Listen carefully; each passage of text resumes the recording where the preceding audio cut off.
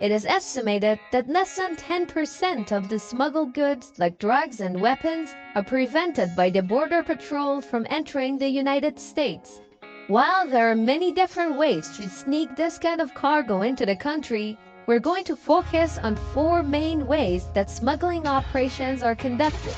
We think the last one is the most creative and technologically advanced method, and as you may have already guessed my next words, it's not what you think. Go-fast boats can travel at over 80 knots in calm waters and are extremely difficult to detect by radar due to their low profile.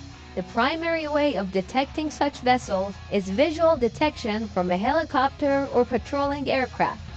Since most go-fast boats travel at night, you have to be at very close range to detect them. During the day, go-fast boats try to camouflage themselves as much as possible, whether it's a blue sheet covering the boat or a painted fiberglass top. The boats themselves are pretty basic, crammed with fuel, supply, and of course, illicit cargo.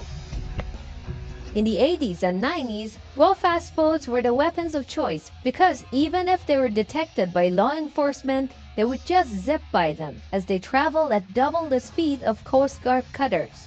Smugglers were so confident in their craft that they would often mock Border Patrol by passing close by. As a result, the Coast Guard was forced to use its own go-fast boats, a rigid-hulled inflatable boat deployed from a cutter that was fast enough to catch up with the smugglers. You would think that having their own chase boats, the Coast Guard leveled the playing field. But this was not the case, as it was very dangerous to chase smugglers who would always try to outmaneuver the law enforcement. It literally became a game of cat and mouse. For the Coast Guard, the gain was also not always worth the pain. Sometimes collisions would occur between smugglers and the Coast Guard, which put the staff in extreme risk, so a better solution was needed. In the late 90s, a proposal was put forward for the Coast Guard to start using aerial enforcement, specifically the use of aerial snipers from embarked helicopters. Originally, the Coast Guard rejected such an idea as it was viewed as a betrayal of core values of focusing on humanitarian missions such as search and rescue. But a classified trial was approved, during which armed helicopters intercepted and stopped all 5 go-fast boats that they had encountered, resulting in seizure of over $100 million worth of illegal goods. These trials were deemed successful, and eventually, a unit was officially commissioned in 1998 as Helicopter Interdiction Tactical Squadron, or HITROT. HITROT helicopters would be deployed from Coast Guard cutters whenever a go-fast smuggling boat was detected. The Coast Guard would first force the boats to stop through the use of sirens and loudspeakers, but according to the servicemen, smugglers almost never complied. Not surprising. Consequently, an aerial gunner would fire warning shots in front of the bow with a machine gun. If the boat still didn't stop, an aerial sniper would start disabling the engines of the boat one by one.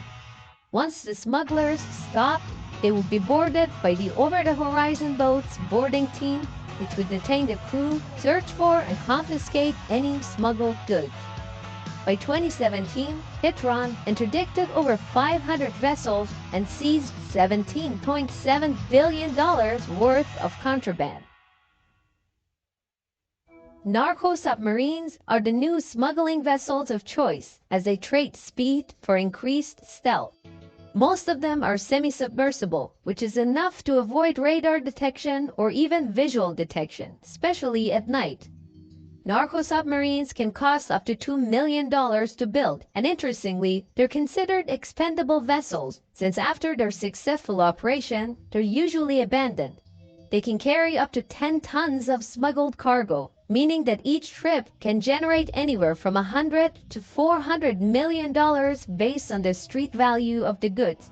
So given the return on investment, it is probably cheaper to build new narco submarines rather than risk being caught. Narco subs are usually built from fiberglass and are powered by diesel engines. Once caught, you would assume that the crew would immediately surrender, but as you can see, smugglers persist until the very end. Some cartels operate full-size submarines which can go as deep as 328 feet and across the Atlantic. One of these submarines was seized in Ecuador in 2010. As of 2020, it's estimated that there are at least 1,000 operational narco submarines that can carry about one-third of the smuggled goods in the United States. The chances of a narco submarine making a successful trip is about 90%. And we need to get them all over on a boat! If you think the wall between the US and Mexico border can stop smuggling operations, you'd be wrong. Even if climbing over the wall was difficult, welcome to the tunnel. You can just go under it. Since 2001, over 60 tunnels between the US and Mexico have been discovered in the San Diego area alone. Some tunnels are as much as 100 feet underground and as long as 8 football fields. Most tunnels are in the Otay Mesa warehouse district, as warehouses are a perfect spot to dig tunnel exits. Law enforcement would frequently visit warehouses and look for signs of tunnels like newly installed concrete floors. Special equipment would be used to see what's below the floor, and oftentimes, bingo, there is a tunnel. Tunnels range from 3 to 6 feet in diameter, and some even have railway tracks installed to help facilitate movement of the cargo. Super tunnels that span over 1,000 feet can be even equipped with elevators and electric rail cars. But most of these tunnels are not equipped with ventilation equipment, and what you're hearing right now is a low oxygen alert.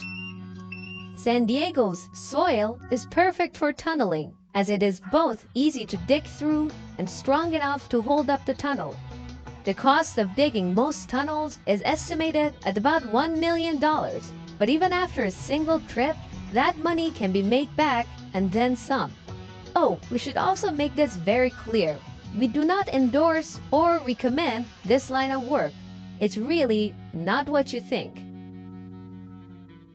Finally, narco torpedoes are probably one of the most creative ways to smuggle cargo. These are relatively low cost and highly effective, as they're usually towed behind a fishing boat at a depth of about 100 feet.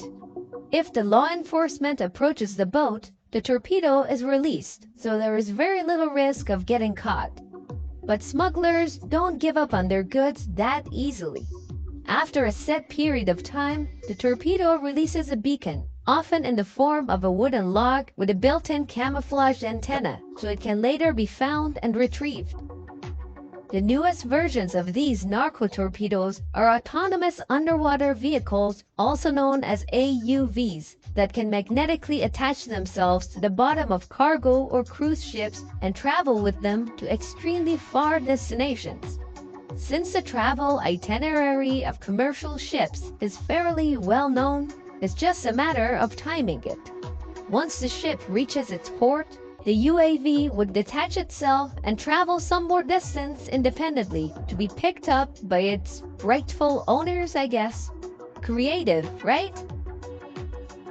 By the way, if you enjoy our videos and would like to support us, we just set up our Patreon page. It would be really cool if you were our first Patreon.